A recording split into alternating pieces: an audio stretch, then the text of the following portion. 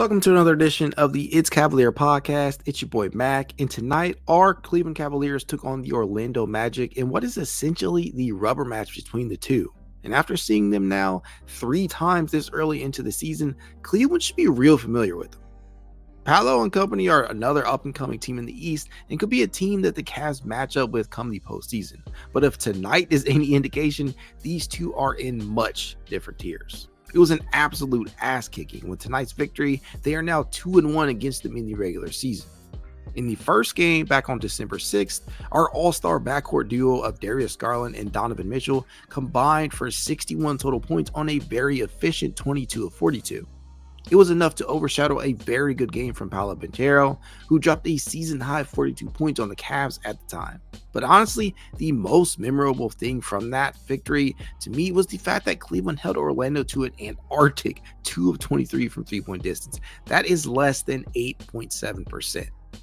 In the rematch back on December 11th, Orlando returned the favor as they held Cleveland to a paltry 22.5% from distance en route to a 104-94 victory that saw the Magic get well-balanced scoring from up and down the roster. 8 Magic players scored 7 or more points, led by Paolo with 20. Now, ultimately, they used a monstrous third in which they doubled up the Cavs by scoring 30 points. In this one, you just knew it was going to be a good game from the Cavs from the start. They got off to an 18-7 start as they drilled 4 early triples. Hell, they ended the first quarter alone up 38-19 with 8 total three-pointers made. Sam fucking Merrill had 4 all by himself on his way to a 12-point quarter. He would finish tonight's game with 26 points on 8 of 13 from the field. Every shot attempt doubled as a heat-seeking missile. Fuck, everything that man puts up looks like it's destined to drop. It's almost as if he's made a deal with the basketball gods in exchange for the ultimate green light. And if this was 2K, Sam would probably have every shooting badge known to man applied to his my player. I mean, he's been that good. He has been that good of a shooter. He has now drilled 66 total triples in just 26 appearances. Dude is cash money, or rather, money Merrill. After all that hoping and praying that Cleveland would shore up the spacing this offseason, after finishing the 22-23 season, making the NBA's 19th most triples per game with 11.6, the basketball gods have blessed us with this Kyle Korver clone, who has played a massive role in helping Cleveland knock down the 8th most triples per game this season at 13.2. In other words, spacing is no longer an issue at this point. I don't care what the Caps have to do to get it done. JB better keep Sam Merrill in the lineup even after Darius, Garland, and Evan Mobley return. His impact wasn't just on the offensive end either.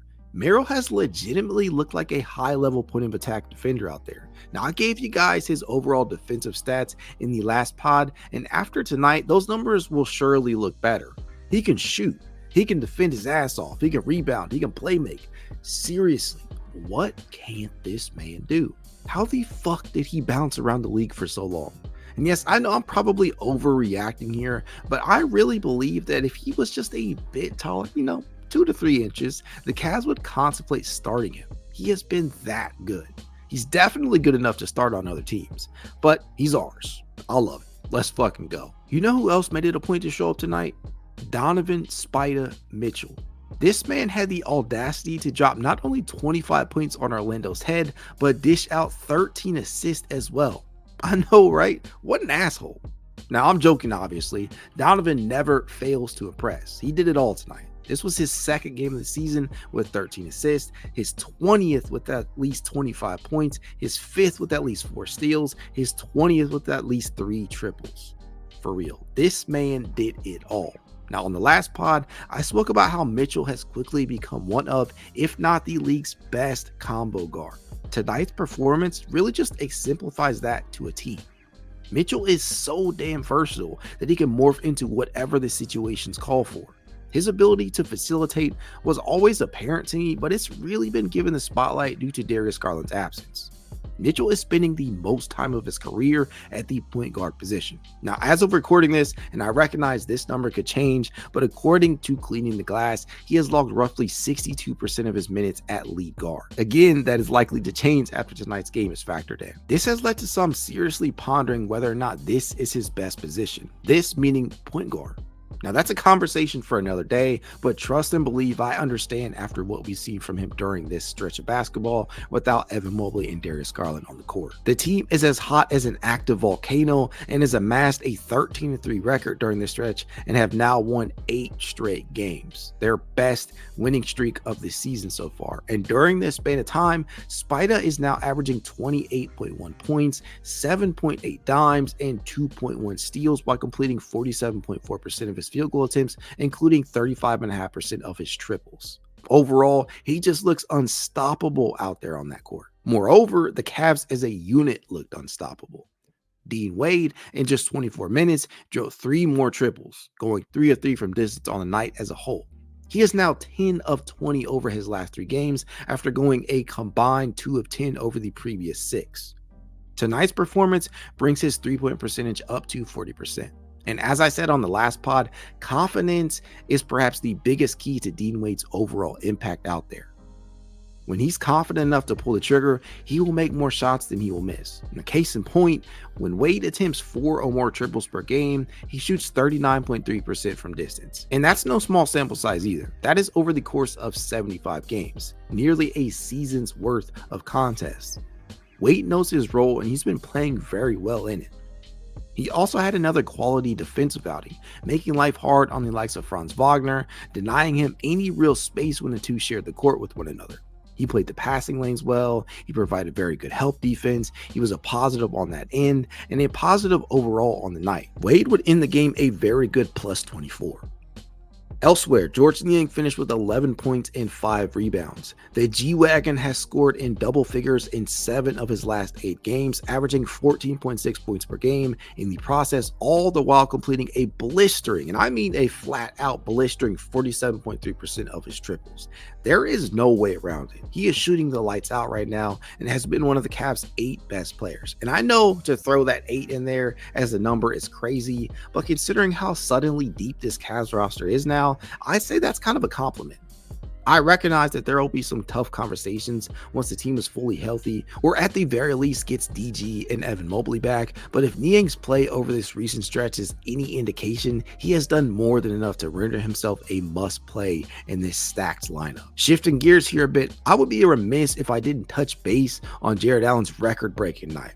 Now, we've been praising this man left and right lately, and deservedly so, right? He's been fully unleashed with 4 shooters around him out there. He's just playing some good-ass basketball at the moment. But tonight was extra special because the big man out of Texas set a new franchise record for us with his 12th straight double-double, a record previously held by former Cavaliers Andre Drummond and Elmore Smith.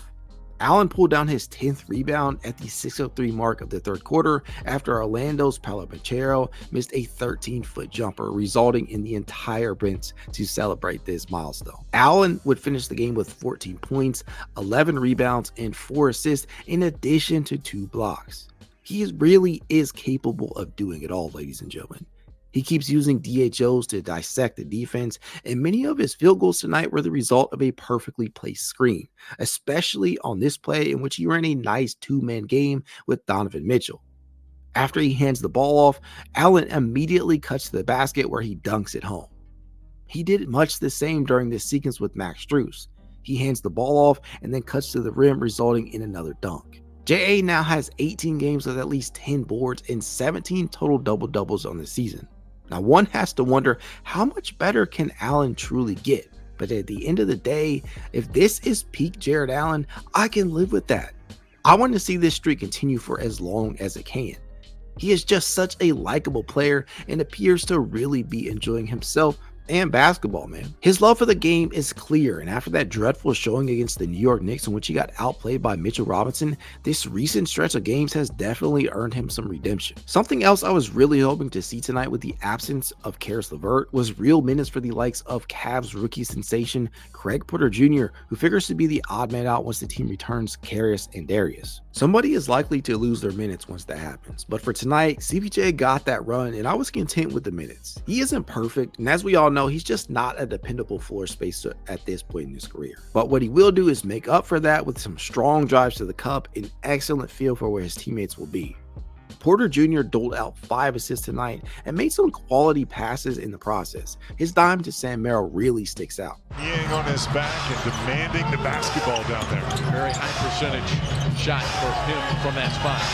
Merrill for 3. Now here's a few things to consider, Cavs fans. Craig Porter Jr. is a 6'2 guard playing on a team that features high-level guard play in the starting lineup, as well as a bevy of players capable of giving solid minutes at both guard positions. There's Darius Garland, Donovan Mitchell, Caris LeVert, Isaac Okoro, Sam Merrill. You could even throw Mack Strus in there, as he will continue to play 2 guard in certain lineups.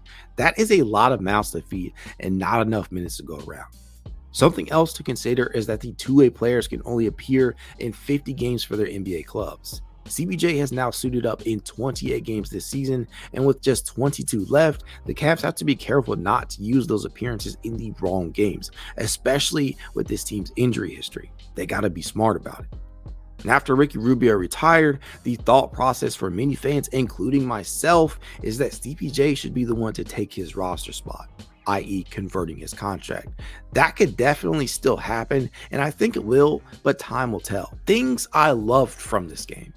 I love the fact that we got those CPJ minutes, 22 to be exact. His appearances will probably be a little more sporadic once Darius and Caris come back. The Cavs won the turnover battle 15-9 tonight, and it resulted in them scoring 22 points off turnovers. Everyone that played for Cleveland tonight scored, even Damian Jones, who drilled a triple late in the fourth quarter. Donovan Mitchell moved into a tie with former Cavalier Damian Jones for 13th on the all-time three-pointers list in franchise history. He has drilled 344 total three-pointers across a season and a half now. The Cavs didn't allow a single 20-point score tonight, something that has been happening more and more lately. The Cavs never trailed. It's the third game in a row that's been the case. They also held an opponent below 100 for the 4th straight time. Tonight marked the 4th time this season that Cleveland has drilled 20 or more triples. Now looking ahead, I won't lie, this is a team that has a tall task on their hands as they continue their road trip on Wednesday night against the Milwaukee Bucks.